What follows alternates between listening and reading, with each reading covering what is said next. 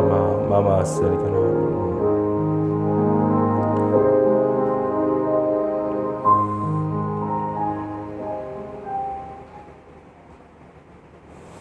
참으로 길었던 하루가 이제 마감되고 다시 새날의 여명이 시작되었습니다.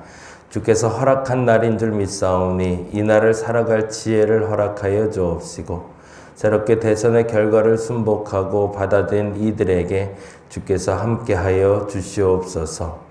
길이요 진리요 생명 되신 분은 예수인 줄 믿사오니 그 예수님을 믿고 우리는 기도하게 하여 주옵시고 이 나라의 정치인들, 경제 지도자들, 그리고 이 나라의 일꾼들이 바로 서는 5년 주께서 허락하여 주시옵소서. 누군가에게 이끌려가는 사람들이 아니라 자신의 것을 잘 지켜내며 그 누군가도 보듬어 갈 수 있는 나라 되게 하여 주옵시고 근심보다는 불편보다는 불평보다는 하나님 앞에서 하나됨이 하나씩 세워져 가게 하여 주시옵소서. 이제 또다시 생계의 문제로 다시 돌아가야 되며 백성들의 마음도 나라의 마음도 민생 안정을 위해서 최선을 다해야 할 텐데 흥분되어 있던 모든 마음들 다 가라앉히게 하시고 현실을 직시하게 하여 주시옵소서. 항상 차선을 선택하는 우리에게 씁쓸한 마음으로 쳐다보실 하나님을 우리는 보고 있습니다. 그럼에도 가장 귀한 것 당신과 함께하는 것인 줄 믿사오니 어느 자리에서든 최선을 다하게 하여 주시옵소서. 감사합니다. 고마우신 예수님 이름으로 기도드렸습니다. 아멘. 아멘. 오늘은 창세기 16장 1절에서 9절입니다. 대선 때문에 잠 못 잔 분들이 많을 텐데 오늘 한 날이 어떤 마음으로 시작됐는지 간에 새롭게 시작되는 이 한 날 하나님 앞에서 승리하는 저와 여러분 되시기 바랍니다. 창세기 16장 1절에서 9절입니다.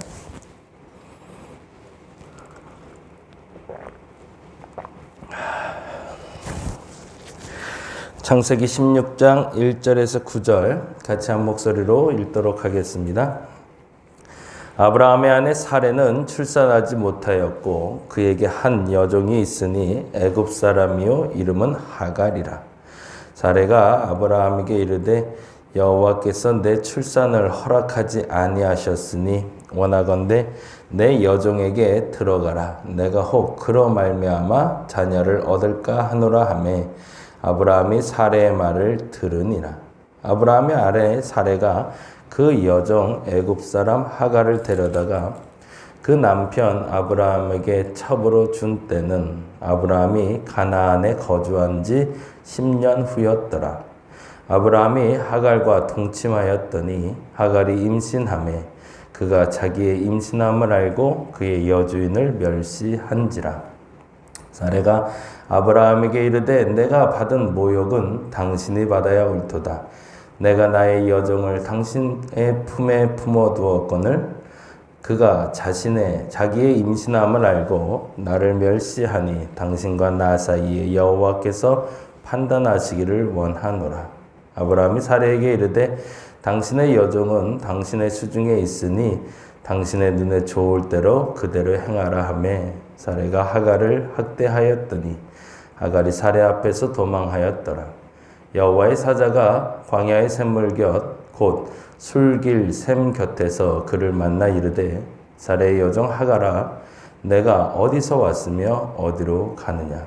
그가 이르되 나는 내 여주인 사레를 피하여 도망하나이다. 여호와의 사자가 그에게 이르되 내 여주인에게로 돌아가서 그 수하에 복종하라. 아멘. 아멘. 오늘 말씀은 두 가지의 기준을 가지고 보게 되는데 첫째는 아브라함이라는 사람을 기준으로 하나 볼 거고요. 그리고 또 하나는 하갈의 입장에서 한번 성경을 봤으면 좋겠습니다.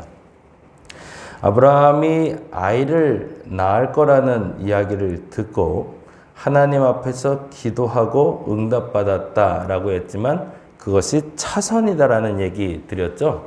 기억나실 거예요. 원래는 하나님이 아담에게 나와 동행하자라고 말한 말을 잘 못 알아들은 아담이 하나님과 동행하지 아니하고 자기와 닮은 사람들과 함께 살기 원했고 그것이 하와라는 아주 귀한 여인을 만나게 된 것. 그래서 계속 말씀드려요. 이건 저주가 아니에요. 복이죠. 자신에게 맞는 복을 찾아가게 하시는 거죠. 하나님은. 물론 하나님의 성에는 안 차지만 하나님 보시기에는 이만큼 좀 해줬으면 좋겠다라는 바람이 있지만 그에 못 미치는 인간의 삶을 인정하셨고 그 인간의 삶에 맞는 가장 좋은 걸 주시는 게 차선입니다. 그래서 아담에게는 하와라는 아름다운 여인을 주셔서 함께 동행하고 동거하게 하셨고요. 아브라함에게도 마찬가지였던 거죠. 아브라함이 자신의 전쟁에서 지고 패배하고 돌아온 것도 아니고 승전보를 올리고 돌아오면서도 허탈해하자 어깨동무하시며 저는 그렇게 봤거든요. 어깨동무하면서 왜 그래? 왜 이렇게 어깨가 처졌어? 그러지 마. 왜 그러는데? 그랬더니 나는 후손도 없고 재물도 그렇고 땅도 준다고 그랬는데 안 주셨고 난 뭐지? 이 허탈함에 빠져있는 아브라함에게 하나님은 찾아가 내가 너에게 땅도 줄 거고 사람도 줄 거고 재물도 줄 거니까 걱정 마 라고 위로하는 장면이 어제라고 그랬죠. 근데 그때 하나님이 말씀하신 단어가 있었죠. 내가 너의 상급이야. 너무 걱정 마. 내가 다 해줄 건데 뭘 그리 걱정하냐? 라고 얘기할 때 아브라함의 속이 시원하지 않더라는 거죠. 그리고 나서 그 속내를 드러냈는데 하나님 아들 언제 줄 거예요? 왜냐면 롯도 떠났으니까. 그러자 그 아브라함에게 하나님이 찾아와서 하신 얘기가 너에게 후사가 있을 것이다. 그리고 약속할까 우리? 그러면서 횃불 언약이라고 짐승을 갈라놓고 솔개를 쫓게 하고 응답받게 하는. 그리고 400년의 애굽 사건에 대해서 비로소 이야기하는 장면이 나오는데 이 부분에서 우리가 주목해야 되는 것이 하나 어제 말씀 못 드린 게 뭐였냐면 애굽이라는 단어예요. 그건 무슨 말이죠? 창세기 제일 독자는 누구다? 출애굽한 이스라엘 백성들. 아하, 이때부터 하나님이 우리를 알고 계셨구나 라고 이 제일 독자들이 읽어냈다는 거죠. 아마도 하나님의 약속은 이때부터 시작이었구나 라고. 근데 아브라함 입장에서 보면 너무 먼 일인 거죠. 4대를 넘어서야 되고 400년이 지난 후에 이스라엘 백성들이 애굽으로 잡혀갔다가 돌아온다는 건 도저히 상상할 수 없는 이야기를 듣게 되는 거죠. 그럼에도 불구하고 아브라함은 그것을 의로 여겼다라는 말, 곧 하나님의 최선을 제시했을 때 하나님의 최선에 이르지 못했지만 자신이 생각한 차선을 선택해 그 차선 내에서의 최선을 다한 아브라함에게 그것을 의로 여겨주시고 복으로 임하게 하셨다라는 거였죠. 근데 그리고 나서도가 이제 오늘 본문이에요. 같이 한번 볼까요? 3절 말씀 같이 한번 읽어봅니다. 3절, 16장 3절. 아브라함의 아내 사레가 그 여종 애굽 사람 하갈을 데려다가 그 남편 아브라함에게 첩으로 준 때는 아브라함이 가나안 땅에 거주한 지 몇 년이래요? 10년 후였더라. 그러니까 이 약속이 기록되고 나서도 또 10년이라는 시간이 지났으니 아브라함의 마음이 흔들릴 법도 하더라라는 것이 공감대를 형성하는 단어였던 거죠. 10년이면 강산도 변한 데인데 10년 동안 후사에 대한 아주 기미조차 보이지 않으니 내 어찌할꼬? 라고 근심하고 있는 아브라함과 사레를 만나게 된 거죠. 그러면 또다시 차선을 선택하더라는 거예요. 참 웃기죠? 하나님이 맨 처음에 우리에게 약속한 만큼만 살아갔다면 최대의 복을 우린 누리고 살 텐데 그 최선의 선택을 우리는 항상 못하고 차선의 선택을 하고 그 차선의 자리에서도 끝까지 내가 나의 것을 지켜낸다면 그것이 복이 될 텐데 그조차도 시간의 흐름을 막지 못하고 또 차선을 선택하는 거죠. 마음이 조급해지니까. 그러니 어떻게 되는 거예요? 예를 들자면 그런 거죠. 하나님이 원하는 최선이 100이었으면 내가 원하는 차선이 한 50 정도로 봤을 때 그 50 정도에서 최선을 다하면 50의 복을 누리는데 그 50의 복을 누리기에도 너무 기다리지 못하고 또 조급해지는 나는 25의 차선을 또 선택하더라는 거죠. 그리고 점점 더 내 수준으로. 그래서 그 표현을 저는 그렇게 봐요. 인간적인 선택이었다고. 신적인 선택이라면 100을 선택해야겠죠. 근데 이 100을 선택하기엔 우리의 인간의 머리와 한계가 하나님의 머리와 한계에 도달하지 못하니 50에서 25에서 10까지도 이게 점점 낮아지는 거죠. 그리고 나서 재밌는 건 뭐냐면 왜 하나님은 세상을 이렇게 만드셨냐고 우리는 원망을 해요. 선택은 누가 해놓고? 내가 해놓고요. 언제 하나님이 그렇게 살라고 했나요? 하나님 눈높이는 거기 아니었거든요. 근데 내가 보이는 눈높이가 거기까지니까 나 요만큼만. 그리고 나 여기서 열심히 살게요 해놓고는 자기였으면서 거기서 아웅다웅 일어나는 일을 보고 스스로 또 짜증내고 화내는 게 우리 인간의 모습이라는 거죠. 그리고 나중에 막판에 누구에게 손가락질해요? 하나님께. 오늘 본문이 그렇게 가요. 한번 보겠습니다. 이제는 그 차차선으로 내려간 거예요. 아브라함이 하나님과 동행, 그거 어려운데 사라랑 동행, 여기까지 간 거였던 거죠. 사라와 동행, 그것도 이제 힘드니까 하갈과 동행으로 가고 있는 자리가 바로 16장이 됩니다. 그리고 16장에 이렇게 기록이 되고 있네요. 한번 보죠. 이제 1절부터 읽어봅니다. 아브라함의 아내 사레는 출산하지 못하였고 그에게 한 여종이 있으니 애굽 사람이여 이름은 하갈이라. 두 가지에 줄쳐놓읍시다. 출산하지 못하였고 거기다 줄쳐놓고 별표해 주세요. 결과가 아니라 과정이다. 이렇게 해놔주세요. 아브라함의 아내 사레는 10년이 지나자 이제 끝났다 생각한 거죠. 근데 하나님이 보기에는 아직 아니야 라는 거죠. 우리가 생각하는 결과가 끝이 아닙니다. 여러분이 지금 망했다고, 여러분이 지금 힘들다고, 여러분이 지금 끝났다고 생각할 때가 끝난 게 아니라는 거죠. 아직 끝내시는 분이 마무리를 안 지셨는데 왜 끝났다고 얘기하냐는 거죠. 근데 사례 입장에서는 시간이 조급했고 또 이제 나는 기다릴 만큼 기다렸으니 끝났다고 얘기합니다. 근데 끝난 게 아니다. 여러분의 삶도 동일합니다. 지금 아직 안 끝났습니다. 너무 좌절하지 마세요. 너무 무너지지 마세요. 아직은 끝이 아닙니다. 결과라 말하지 말고 과정이라 말할 수 있기를 간절히 바랍니다. 그래서 거기다 그렇게 적어 놓으세요. 사례는 출산하지 못하였고 라고 되어 있는 부분에 결과가 아니라 과정이다. 그리고 또 하나 동그라미 해놔야 될 게 애굽 사람이요 하갈이라 라는 단어입니다. 애굽에 동그라미 해놓죠. 그러면 눈높이를 누구로 가자고? 제일 독자로요. 그러면 보이는 거죠. 자꾸 애굽이 나올 때마다 눈이 한 번씩 떠지는 거죠. 우리나라가 일본에 대해서 얘기하면 눈 한 번씩 떠지는 것처럼 애굽하면 출애굽한 이스라엘 백성들에게는 자꾸 눈이 가게 되는 거죠.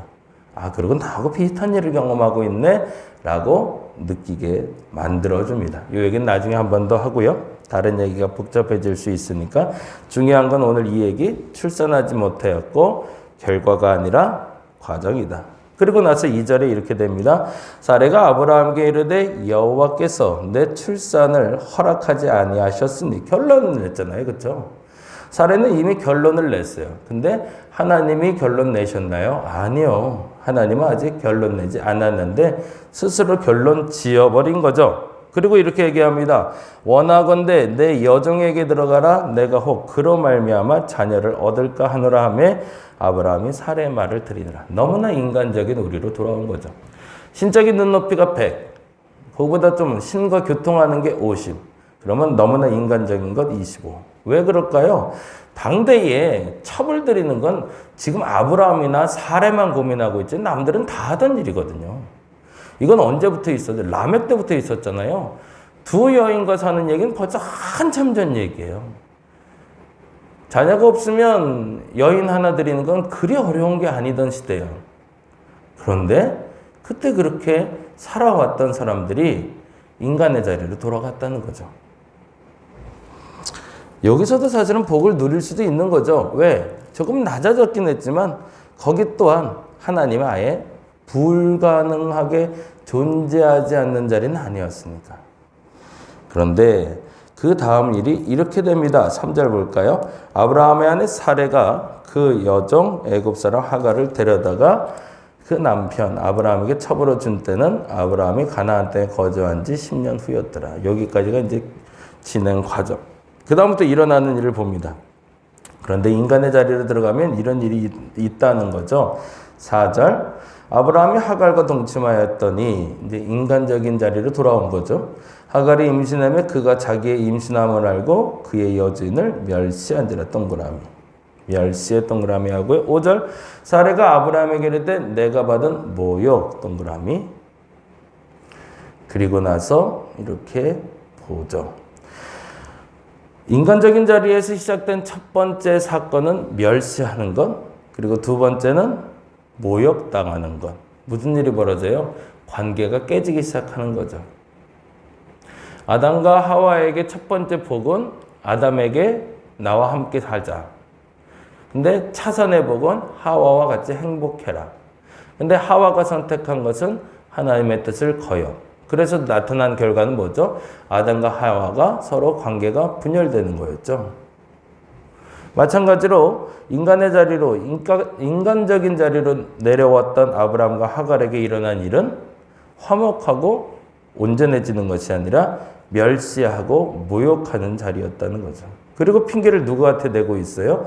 5절 보죠. 사레가 아브라함에게 이르되 내가 받은 모욕은 당신이 받아야 옳도다. 내가 나의 여종을 당신 품에 품어 두었거늘 그가 자신의 임신함을 알고 나를 멸시하니 뭐라고 돼 있어요? 당신과 나 사이에 여호와께서 판단하시기를 원하더라.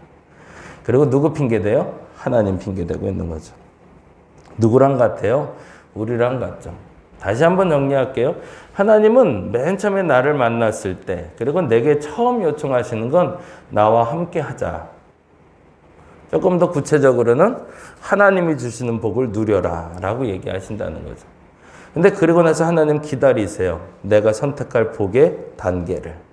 그리고 차선을 선택하든지 최선을 선택하든지 그걸 선택하면 그 안에 복을 누리게 하세요.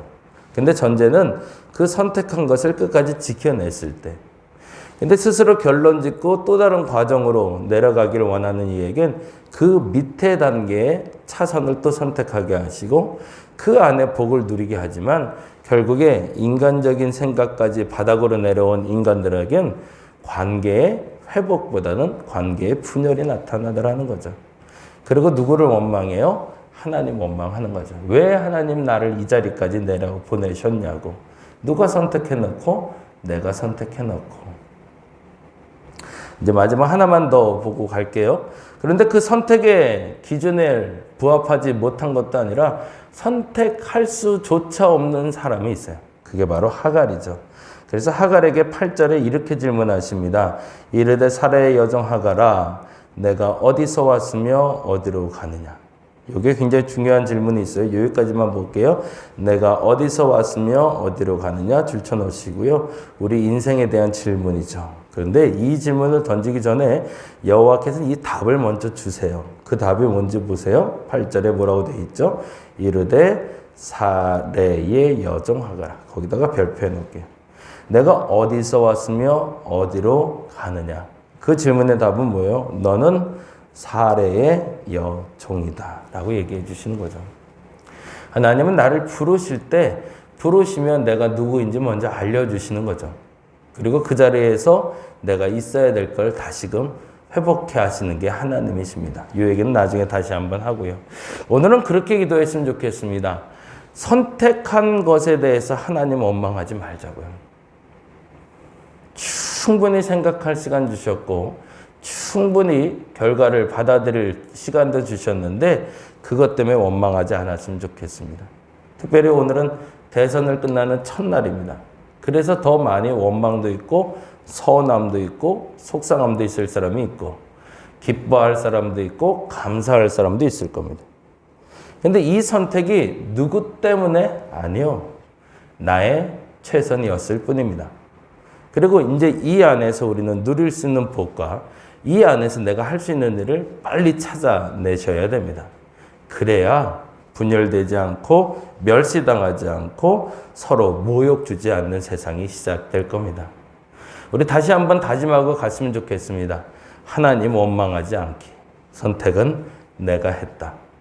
그 믿음으로 오늘을 살아가는 저와 여러분 되시기를 간절히 바랍니다. 기도하겠습니다. 하나님, 선택은 내가 한 겁니다. 그리고 그 대가를 내가 누리는 겁니다. 인정하게 하시고 누군가를 멸시하고 모욕하기 전에 이제는 받아들일 것은 받아들이고, 그리고 내가 지금 이 현장에서 해야 될 최선을 감당케 하여 주시옵소서. 감사합니다. 고마우신 예수님 이름으로 기도드렸습니다. 다 같이 기도하고 돌아가겠습니다.